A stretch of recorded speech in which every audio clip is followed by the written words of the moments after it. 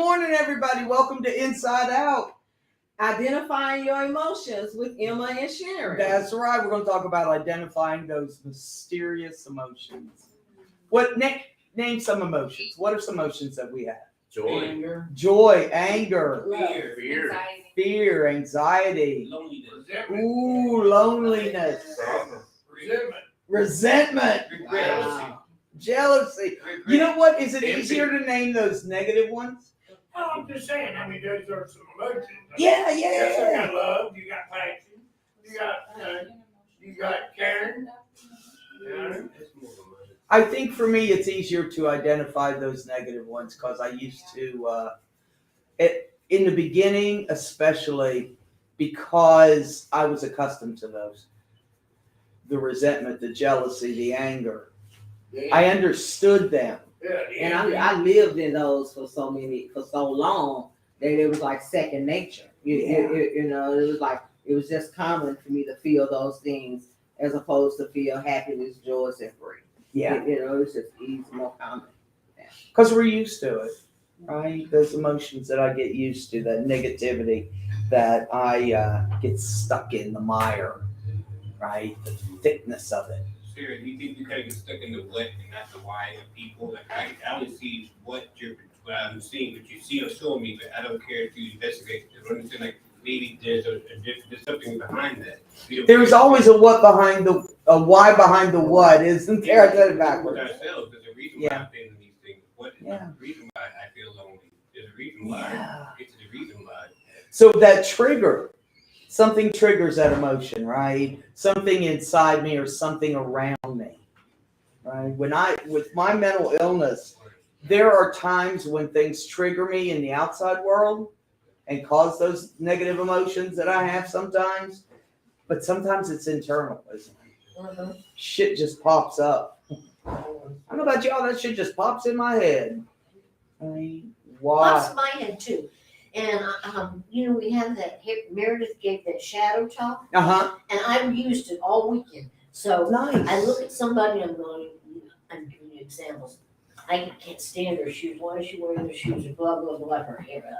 And then I call on the shadow. Shadow, please come forward. That may be stupid, but I say, shadow, please, because she did kind of yin and yang. So the black side is talking, and I need the white side to come in here and flip those thoughts. Yeah. And it's kind of working for me because I really don't want to think badly of people, but it's my habit Yes. to analyze and criticize and decide everything about you before I even know you've opened your mouth. Wow. So That's true. Wow. How does that apply to us? God, the drivenness of it, and you don't even see it, a gray, like Robin was saying, the black and white of it. We ain't got no gray, we're just driven by the negativity of it. And it seems like it's a need. Yeah. And like you can't like function if you don't have that negativity driving you. We've got to survive. Sometimes I'm in survival mode. And I can't allow myself the vulnerability to be embraced by that joy, because I've got to stay all the time. I got to stay ready, fight, On flight. go, as my youngin said, oh God. What'd you have, Robin? Oh, that's I'm gonna say something, Sarah. Like I see a homeless dog around my neighborhood all the time, and no one even approaches it because it's very aggressive. But there's a reason why it's aggressive, because it's had to survive. Yeah. It doesn't know what its surroundings, has no stability. We, as humans, we know that when there's no stability, you may not be who you usually were. If you had a place where you found home, you found love, like if you felt like you were cared for, and somebody wanted you. He looks shabby. He looks like he's homeless. He looks like you see homeless people. You don't care. You don't even want to approach them. You don't want to even see them because you don't want to see human in them. Yeah. It makes it you feel better, like, oh, they're not like me. You try to rationalize it, oh, they must have done this, that's why they're in this situation. But you have a conversation, like, here's that story of that guy. He said, I just prefer to be here. I don't like the rest of life. He preferred to live that way. He wasn't unhappy. That's how he found peace. Good deal. Thank you for this. So sometimes I step back and say, God bless this person first. Oh, yeah. And then I take it into, I don't know how he grew up, or she grew up, and what parents they had, and what opportunities they had in life. And then I do a little bit of gratitude with me and leave them alone. But today we were bombed on my 7:15 a.m. meeting, and the other 7:15 meeting was bombed. It was racist bullshit. And I'm sorry, I forgot about That's that. fine. And so I tried to think, because to my mind, there's no excuse for that. I just kept even fathoming it. Yes. And then I just had to go into God bless that person because he has a soul just like me. Oh, wow. Even his Wow. body and stuff. In there, came online just to disrupt. Just to disrupt. So, I'm analyzing like, what? Yeah. What else? Did they not have anything else to do? So, That's it. I'm not getting my need met, and um, that causes me emotions. But I can choose to take action that can shift that emotion. Yes, David. Well, I was gonna say, Oh, I'm so sorry. Yes, ma'am. So does everyone know the Addams Family? Yeah. So yes. Wednesday, right? How she's looked at as an outcast. Yeah. So there's this new show that came about, and there's this like phenomenon about how it's blown up. The new version, and everyone's like, "Hey, like y'all are glorifying this character, but these people in real life exist, and you treat them as outcasts, and you don't accept them for their quirks or Yeah. how different they are." And it's, for me, it makes me feel like it almost feels like a bit of an injustice Yeah. because I was very much like a what's it called, a loner. Yeah. So where I exhibit some of the things that she has in the show or whatever, it was like wow, where was that when I needed it? Yeah. Where was that information that it's okay to feel or not feel in that moment or not show our feelings in that moment? Absolutely. And I love that that's coming out more. I love that we talk more about feelings in our world today, in our social media, that we can teach myself, show others. And one of the ways that I've learned over the past couple of years to identify my feelings is like I journal. I journal everything. If I stump my toe, I journal about it. Because it hurt, but I'm writing down it hurt because after I write down that it hurt, then I got to make sure that the nail ain't cracked on it, and I go through this whole ritual of inspecting it. But at the end of the day, I have went from A to Z to identifying each feeling and what came out of just stomping my toe. Yeah. And that gives me a better perspective where I can deal or handle other people. Because I might walk up and you just stumped your toe and ain't processed stomping your toe. So you might be angry at that moment, like, man, and I say, hey, good morning. What's good about it? And that would be the response. So if I don't already identified in myself, you know what I'm saying, what's going on with me, it allows me to be able to accept you wherever you at. If I greet you happily and you greet me roughly, it's gonna be okay. It If you is. stump your toe, it's gonna be all right. Cause I stomped mine about 30 minutes ago. Yeah. You know what I'm saying? Being able to identify my feelings and seeing that in someone else. And able to help them maybe process theirs. Man, I stump my toe a lot. You know what I mean? Something always happens. Yeah. Something always happens. Something always bumps into me. Okay. And a lot of times I'm the one that says, why'd you do that? That was stupid. And then those feelings come up, right? Those feelings come up. Inadequate. Yeah. How did I get here? And then all that stuff that I was brainwashed and conditioned to believe Yes. as I was coming up, because it just reaffirmed that I was told I was stupid. So now I get to tell myself that. Because I stumped my toe. Because I stumped my toe. Yeah. I Yeah. like to tell, my sister is a mother of two twins, a boy and a girl, and they're living through her. I'm not a father, I'm not a parent, but my mother's, I've been researching, like, mistakes aren't mistakes, they're lessons. And I see my sister chastising my 2 4-year-old twins about something that they don't know, How can you talk to a 4-year-old expecting them to know something because you know how to do this? No, I don't know how to do this. Maybe you have to tell me over and over again until I get it. And give people grace. And everybody learns at a different rate. Like they're two twins, a boy and a girl, but they're in the same house, be learning the same information, but they're receiving it in the same different ways and different times. Yeah. You have to give people grace wherever they're learning, because my mother doesn't have the ability to have these classes and learn about emotions and feelings. So I have to give her grace because she doesn't know she has these tools. Yeah. Maybe you don't have the tools of that information. So maybe I'm the example to show you how to do things. And that's what I'm learning these things for. To go out in the world and use the things that I've been learning. That's what I'm learning. I can only do what I know to do. I can only do what I know to do, Rob. Well, what I was thinking is that, when you get into recovery of any type, and your head starts clearing up, your emotions come up. Yeah. And there are emotions that you may have thought love was, and it was really just sex, or, that kind of thing. And so self-awareness comes from when those emotions come up, hopefully if they're bad, having someone to talk to. But it's amazing to me how much more I can say what that emotion is, when before I was like, I don't know. I didn't know. I knew rage, ecstasy. Yep, that was it. And one of the other things, like you just brought up, say when you get into whatever type of recovery that you're in, one of the blessings, I think is a blessing, is that you get your feelings back. You good, bad, or indifferent, you get your feelings back. Yeah. And in any recovery process, you're gonna have a sponsor or a mentor or some go-to person to help you identify what those feelings are, whether they good, bad, or indifferent. Because I have this thing, like I have to have a name for everything. For whatever it is I'm feeling, I got to be able to identify, put a name to it. So that's one of the reasons why I journal.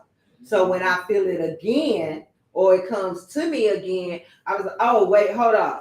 This is this right here. I know what this feeling is.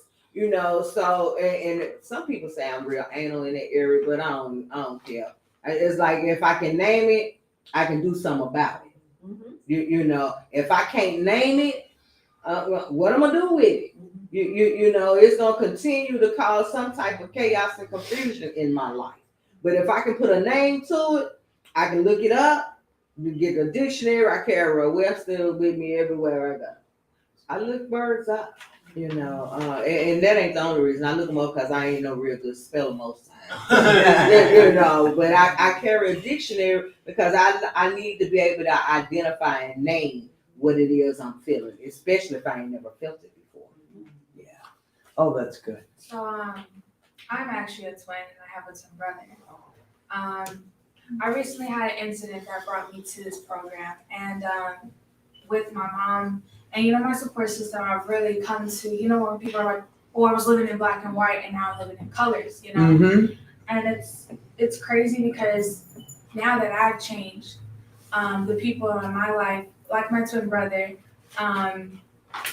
it's hard because I'm trying to give him leniency and trying to understand me, because me and my brother didn't have a good relationship growing up. So when he talks to me, half the time he's just yelling at me and rageful and really even more upset because he's like, well, you used to be the same.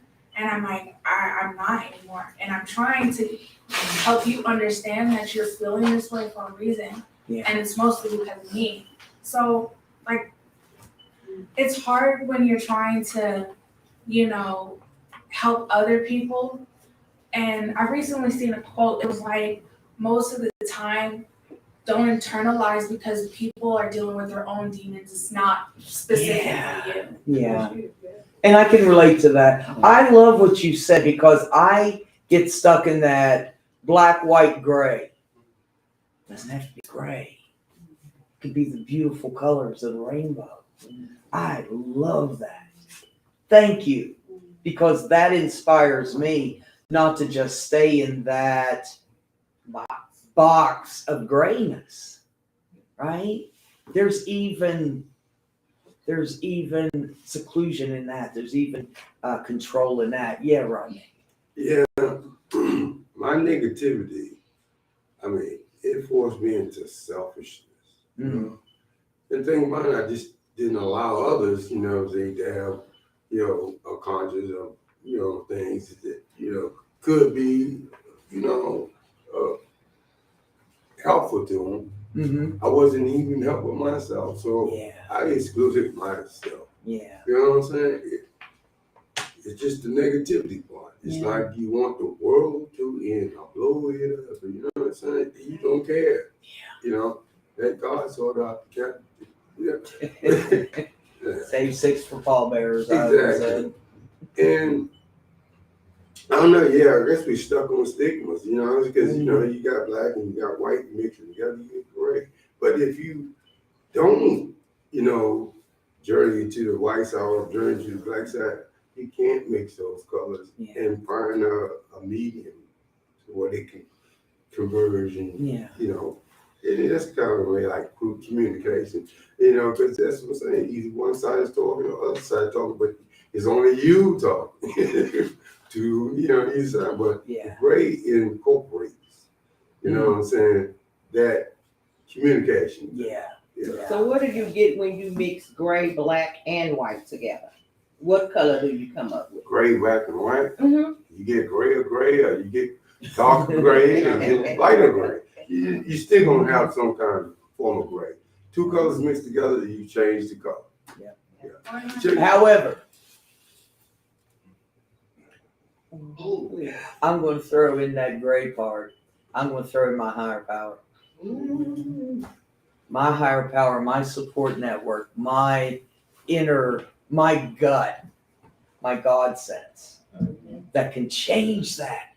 The possibility of the rainbow between the black and the white, right? That's where I learned what these feelings are, because I didn't know what they were, right? I had no idea what the names were. But I learned those names because I felt them and identified them. I figured them out. What do I feel right now? Is it rage or is it fear? Right? Yes, ma'am. And it's not even that. Like, I think gray is a beautiful color. Mm-hmm. It took me a while to like when you were like, what's white, blue? I mean, white, gray, and black mixed together. And for me, the automatic thing was like watching the storm at night. You know? And that's one of my favorite things. Like when it's raining, and it's crazy. Like how when you talk about a higher power, some people hate, you know, thinking of stuff like that. Yeah. But and like I'm religious, my family isn't. But I'm like, hey, if that makes me an optimist rather than like doom gloom like you guys, like I'd rather be that. Yeah. Because who wants to just, you know, stay negative? Yeah, it wants to exist in that. Like Rodney was saying, I can get into the habit though. I was in the habit of negativity because that's what I was taught growing up, because all the other people were negative too. So or a lot of the people, not all of the people, but what stuck in my head was the negativity. And it wasn't until I actually was seen and heard, and that allowed me to begin to accept those feelings. We got Lisa in the house.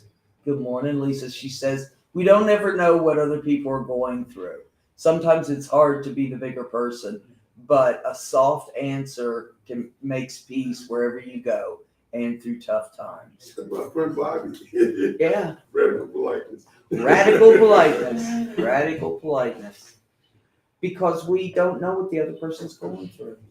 They may have just had a death. They may have just, you know, gone through, been Fired from a job. Yeah. You never know. determined to get to a meeting and the bus is late. Right? All these things, they can be little things, but they can be big things that those little things trigger. Right? Yeah, David, and then You know, one thing that I learned early on is the validation of how I feel and the respect for where other people are at. It's not everybody's where I'm at, and that's okay. But one thing that has kept me going, that a lot of people use this word in a bad sense, is habit. Habits can be good. Yes. Because once you get in the habit of living a certain way and doing things a certain way, you don't even have to think about doing it anymore. It just kind of happens. And that's what I wanted to put out there. We get used to something. We do it over and over again, and it becomes our natural instinct. Yeah. And I got stuck in the negative. When I think of learning those new things to replace the old things, I think of a kid. I always say this. I think of a little kid when they're about 3-4 years old and they sneeze and that shit goes everywhere. Right? Be like, nasty child, cover your face. And mama says, cover your face. And they sneeze and mama says, cover your face. And they sneeze, and about 1,000 times later, they go to sneeze, which is an instinct. I mean, we have no control over that, but we put our hand up because I've learned that behavior. And habits are simply attitudes and behaviors that we're accustomed to. Yeah. So what can I do to change that? What you got, Porter? Like until I came here, I never knew about meditation, and I never knew that in the color you said that gray, white, and black, and that's how I think about emotions, anger or peace. And I was happy in sadness. That's all I saw. Yeah. But I played into a place of just stillness and not thinking anything, not feeling anything, but accepting anything that I feel like, and getting to that place of mind is clearing my mind and being in a place of stillness. That's the first time I actually felt like breathing. But I just didn't think anything. I didn't judge any feelings that I had come into my mind. I was able to clear my head and just receive whatever my higher power was communicating to me. That's what I think that I needed to have that direction. When I have a direction to how to get to a certain place, if I have the directions, it doesn't make so much chaos. If I have the direction, my higher power directs me where he wants me to be used and how he wants me to be used. So it's not up to me. So that puts responsibility on me. I'm responsible for myself, and my wellness, and my mental health. But I think that religion, some people who are religious don't think that counseling and therapy is necessary, but for me it is, because I have to have a clear head to be able to be utilized in a clear space. So I've always heard that religious people are afraid, people are religious so they don't go to hell, and people are spiritual because they've been there. Yeah. You know, we all been to that hell. Right? That experience of negativity, that habit of despair. And when I think of the colors, right? And I can't remember who said it, but we've got that anger in the black, or rage, or negativity. And then in the white, we've got the peace and joy and love. But in between, there are things like, it's not rage, it's a little pissy. I'm just a little pissy today. Yeah. A little sarcastic, a little ornery. That can go in that colors. And they're pink, and they're yellow, and then they're green, and they're dark green, and they get a little darker as we get to black. But it's not all rage and joy. It's more than that. It's like having a balance. You know, finding a balance. Yeah. And identifying what my feelings are. You know, I don't want to be too angry all the time, and I don't want to be living on cloud 9 all the time. Because if I'm up on cloud 9, then I'm missing something somewhere. There's not any balance, you know. Yeah. Because with good comes bad, with bad comes good. And I just need to be able to balance it out to the best of my ability. And what I don't know, be okay with myself and asking for some help. Yeah. You know, because sometimes it's hard to ask somebody else to help me. Because especially being a grown woman, and I done lived this life, and I done been some places, done some things. Yeah. You know, so it's kind of hard to ask for somebody. Well, can you help me with this? I don't know how. You know, tell somebody I don't know how was a struggle for me. I couldn't stay clean behind. Let me say that. You know, and I've been in this process a few times. But this time when I came back, that was the first thing. I don't know.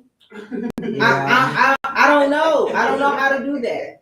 Can you show me? You know, I don't know was the thing that I said out of my mouth for my first year. My sponsor used to tell me, quit talking about what you don't know. Because you know something. How she asked me a question, I don't know. You know, and what she realized and she dug deeper is like I had became so comfortable with not knowing. Yeah. I got comfortable with not knowing. That means I'm depending on you to tell me what to do. Yeah. Tell me what to do. That way, if you telling me what to do, I ain't gonna mess up. But that ain't living either. Because I had to get to a place where I had to find some balance and making my own decisions, good, bad, or indifferent, and then learning Yes. what I know and what I don't know, what I need some help with and what I don't need no help with. Because there's some things that I do know. I was just hiding behind that I don't know. Yeah. We talk a lot about what to do. I mean, we just get that information, try this, try that, try this, try that. That behavior. But when we don't talk a lot about how to do it, and you're right on the money to sit with someone who knows how to identify feelings. I had to learn all this shit, when I came in, how to be a friend, how to feel, how to work a job. And I had to watch other people. People showed me, they didn't tell me. Right. And that's the shit right there. When we show people how to walk through this, we're walking through it a little straighter, a little more confident, right? Yeah. Because I know, like you said, I don't know how do I do that? And that's the key, finding those people that know how to deal with, right? And hanging out with them. I was real lucky in the beginning. I got in with a great group of women who embraced me and really showed me how to be in recovery. Because I didn't know. Had no idea that the more positive I did, the better my life would be. I just didn't know. Right? I just didn't know. What you think?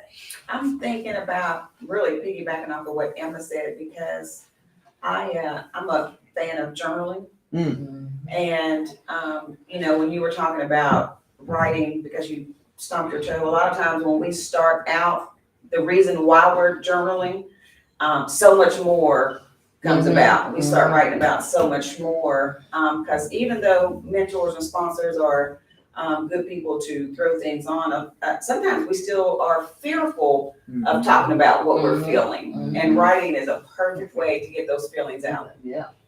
Because nobody has to see it except me. Except me. Oh, I love that. That's what I said during the pandemic, we came up with me and my mother, because I'm living with her right now. And she's helping me, so I'm grateful for having that. When we have disagreements, instead of talking them, we write them down because I'm able to clearly get out what I need to say. Because when we're face to face, chances are I'm just trying to get my point across, you're trying to get your point across, but we're not hearing each other. So we have a whole journal of us. Whenever we have a disagreement or anything we want to talk about, we put in a journal. We have all of our conversations. It's hold us accountable of our words. Yeah. And I'm more mindful of what I'm going to write down than what I'm just going to say because I have more thought behind it. I'm like that, Porter. When I'm in a situation where I'm anxious about it, whether it's a doctor, a judge, some case manager, somebody that can meet my need, and I'm afraid they won't. If I write it, and sometimes anger's behind that for me, and fear, and the feeling of rejection, right? So when I write that stuff down, it helps me identify what I want to say and what I don't want to say. Right. What I feel, what I need to communicate to you. Yeah, the communication. I mean, it's like my doctor. I write down what I need to talk to him about, so I feel I have a very short amount of time. So this is what I need from you. This is what you need from me. I write down. I can write it to you. This is what Yes. I need to understand this, what this medicine is. I don't understand the name. I need to know how to pronounce it, so I can tell my other doctor. Yeah. It's 15 letters. So and I say, what is in this? And I ask questions. What is this? This is my body. It's my no. If you have your back turned, that's not a relationship. We're not communicating to each other. So can you please? This is what I need from you. This is what very respectful. I can still communicate to you as a grown person and get what I need from you. And I gotta understand for me that I'm the expert on me and accept that. Yes, ma'am. I I have a problem with writing Mm-hmm. because when it hurts, and so many people would compliment me, and so I become a perfectionist. Oh, if I don't write, because I noticed the emotions would come out, the sloppier my writing would get. Mm-hmm. The better, neater it was, the more like angry and disassociated I was. Mm-hmm. So now I do audios. And it's crazy. I've been doing them since the pandemic, and before I used to be prideful of being a nasty person. The nastier I was, the better I was like, oh yeah, I'm winning. Yeah. And so I just hear like my tone, and it's funny because the sadder I am, the more happy I am, because when I was mean, that's all I knew. Yeah. And people say, oh, you can't claim negative emotions as positive ones, but it's a stepping stool, because if you're sad, then you can know the opposite of that, which is happiness. So, yeah, that's my share. Oh, thank you. Yeah, Rodney. Thank you. Jane said this years and years ago, to me. She says, not what you learn, what you retain. Ooh. Because I was like, well, I did memories. I ain't got, anyway, yeah. And yeah, exactly, what you retain. With journaling, you know what I'm saying? You actually have it in your face. You got that retained. And the learning process and everything, Yeah. right? Somebody said they wanted to get off the treadmill. I mean, you want to stop learning? Yeah. Right, And I guess, some people, take medications, they take drugs, they want to quiet their mind. But the thing is, it's constantly going, subconscious, unconscious, it's constantly going. Yeah. You know what I'm saying? Even we can't even stop it. You know what I'm saying? So to get off the treadmill to me would be for me to stop learning. Wow. Yeah. I think of that. About my knee. See, I don't even think about the treadmill. I think about the mouse wheel. Right. You just got to keep going and keep going. You'll be freaked out. Right? Yeah. But that's. I like that. God, we're having a good discussion today. Yes, ma'am, and then Okay, Rob. so I don't know if anybody's on social media, but I'm on social media. And it's crazy that you said that, because I feel like I've learned enough to be more in control of myself and have a certain amount of self-awareness. But there's so much information these days and so many titles online. Like, I just learned what neurodivergent is, and Yeah. I don't think I still understand it. But now I'm like, you know what? If I know how I feel and how I recognize things, then I'm just gonna go with that and hope that I'm not harming anybody. And that's where you have conversations. Yeah. But I just feel like, there's just too much sometimes, and it can become overwhelming. And sometimes if I feel like I get too much, then I make more mistakes. If that makes sense. So. Yeah, my brain gets so fast, and like Rodney said, I drank to calm my mind and my emotions. And what happened was, when I drank, my emotions and my mind got out of control. Robin. This happened to me this morning. I'm trying to work on self-confidence because I have low self-esteem, blah, blah, blah. But behind all that is fear. And I just wanted to say that, because I think behind a lot of emotions, if they're negative, is fear. And your higher power is the only one that can help with that. Mm-hmm. Absolutely. These. Oh, let me read this. This is from the. Let me get my phone up. Some of the literature I read, and it's about the 10th step in the 12-step program. It says continue to watch for selfishness, dishonesty, resentment, and fear. When these crop up, we ask our higher power at once to remove them. We discuss them with someone else immediately. We make amends quickly if we have harmed anyone, and we resolutely turn our thoughts to someone we can help. Right? So those selfishness, dishonesty, resentment, and fear. There's a way. I really like the 12 steps because gave me a way to get on the other side of my substance use. It was a set thing we did, right? You go through the 12 steps, you get a sponsor, you do this, you shut up. Listen. First and foremost, but it's a little different with mental health for me, right? But I can use those steps. This is just me. I can use those steps. I can use a lot of things I've learned that can help me identify what that feeling is and begin to walk a path that can help me get what I want, get those good feelings, right? Negative feelings come upon me, they jump on me, right? The white, the black, am I in a good space? Am I in a bad space? Let me stay in here in the color. I dig the color, I like that. I'm tired of gray, I want color. And when I do that, it just makes my life so much better, so much easier. You know, like you were saying, when I'm all wound up, I do things that don't benefit me or others. First, do no harm is what I've got to remember. And when I'm in the space of negativity, I can do a lot of harm, even with the best intentions. Even with the best intentions of me helping you, I can screw up something. Right? I say I'm sorry a lot. I do ask for forgiveness. And then for me, boundaries are good for me. I set boundaries for myself. Like even social media and technology, I have one day of the week where I don't do any of that. And I just get to what I want to do. And I just do things for me. And I get with even when I'm watching TV, that's somebody else's information going into me. Sometimes I need to sit in my higher powers, figure out who I am and what direction I want to go. Yeah. Because I'm just too busy going on autopilot. I gotta go here, What do I really want to do? How can I be of service? Yeah. How can I be utilized? That last part, we talk to our higher power, we talk to somebody else, we make amends if necessary, and then we go out and help somebody else. Absolutely. Let's see what Plan it's. of Oh, go action. ahead. It's a plan of action. You know, I always have a plan of action. Mhm. You know, for me, I didn't know. I really didn't know about having a plan of action Mhm. because I was always go. Yeah. And whatever the consequences, whatever fall down the pipe, whatever came behind me, just going. I dealt with it as it arose.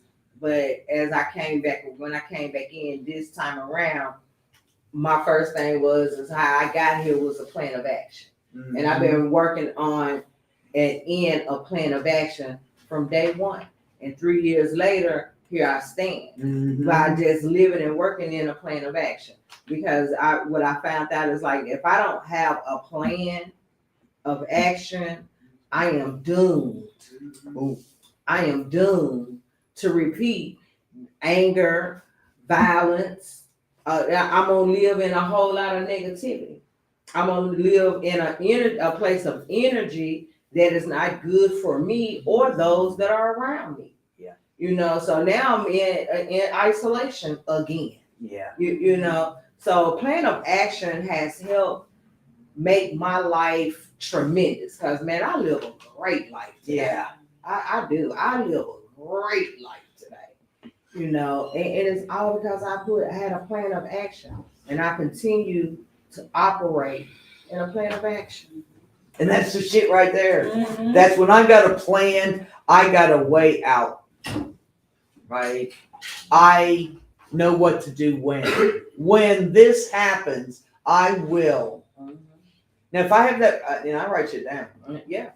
When this happens, I will, because I need to know what's coming next. I need to know what my choices are, because they're all choices, right? Yeah. I can choose to be festive, right, in the negative way. Keeping your balance. Or I can choose to be festive in the positive way. Mhm. I don't like the word festive because it ain't negative. It can go either way. All right, let's see what they got. It says, notice and name your feelings. To start, just notice how we feel as things happen. Say the name of the feeling to ourselves. We might feel proud when something goes well, or disappointed when it doesn't. We may feel relaxed when sitting with friends at lunch, or nervous about starting a job. We might feel relaxed with sitting with friends, right? Or we may feel anxious sitting with strangers, right? It just depends on what I'm surrounded with and how I am identifying those things. I identify those positive people I want to lean against. You know what I mean? Sometimes with energy we bring into a situation, Yeah. sometimes I already have an expectation to feel a certain kind of way, even during the holidays. If I set the intention like this, and this is how I'm going to conduct myself, and if anything happens, I'm just going to live in it. Like I'm not. Hey, sometimes I have to plan for it. Yeah. But this is what my plan is. If this happens, I know I'm going to find. I have a lifeline. I call people sometimes like, so what are you doing? Just if I can have to if I can help someone, if I have to go in the bathroom and I have the right to say, yeah, I don't have to engage. I can go sit to myself. I can go sit in the bathroom and just breathe for a while, and then brought back myself to the conversation. But I have the right to just disassociate and disconnect if I need to. I did. Absolutely. Absolutely. It's our choice, isn't it? Keep my power. I'm putting the warm line number on there just to let you know as an option for somebody to call. It is when I take my car, y'all know I drive. Ain't nobody driving but me.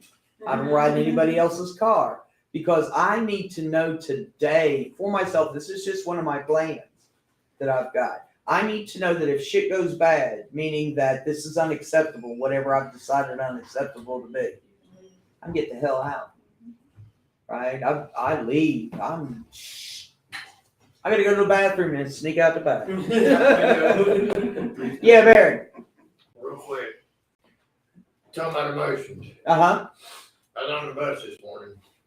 And that may sound stupid and silly, but to me it means a lot. I mean, it's Christmas time, you know, a lot of Yeah. people don't have their family time to spend time with, don't have one to spend it with.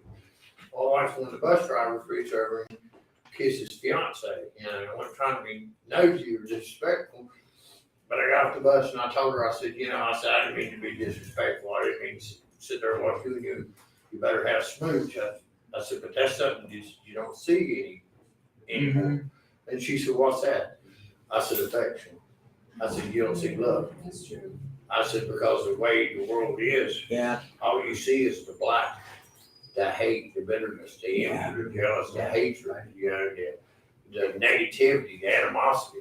You know, and I said, you know, and she said, well, you must be single. I said, yeah, I'm single. I said, I miss having somebody. You know, I said, I'm gonna lie to you. I said, I miss somebody to hold hands with, and smooch and kiss and snuggle with and watch TV and Christmas. I miss it. Yeah. But as much as I'm alone, you know, knowing my ex is doing God knows what with God knows who, you know, it don't bother me. Yeah. Because I know now that I'm trying to really deep down inside and focus on me, you know, and ask my higher power to give me strength, be able to take that next step in a more positive way. I know he's got me. That's it. That's it, Barry. Thanks Thank for you. sharing, Barry. Thank you. The affection of the world or the infection. Mm-hmm. You know, social media has a lot to do what I put into my spirit, into my brain. And if I watch, for me, if I watch the news all day, man, it takes me down. It makes me hopeless. It puts me in that dark place that I don't want to be. But I do have a choice today. Depending on what I choose to feel in that moment. They come, the feelings just jump on you. Where the hell did that come from? Anger, resentment, fear. And then all of a sudden I got to deal with it. Right? But I want to deal with it today. I want to walk through it. I don't want it to come back again. I want to keep going over that same mountain. And affection to me has a lot to do with it. Affection to me has a lot to do with it. Because when I can do this, that helps me. Right? When she does that to me, that helps me too. Yeah, so I That like to squeeze. affection. with I know mine. she's a good one. Yeah, I like to squeeze. Not one of with those. mine. Get Yeah, in there, give us a hug. you know, because I believe it's like, you know how you have a puppy and you get a puppy and you be petting your puppy and stuff.